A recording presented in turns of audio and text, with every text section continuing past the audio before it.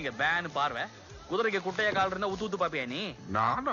ஆமாயா ஓனா. என்னயா லுக்கு? கண்ணாடி ஜாடியில என்ன வேலை உனக்கு?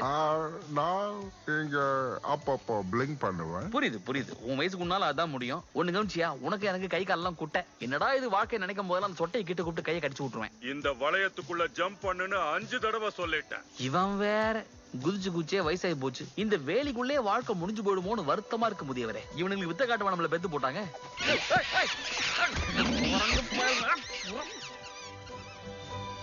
நீ அந்த ஹார்ஸ் கிட்ட தான் பேசிட்டு இருந்தியா?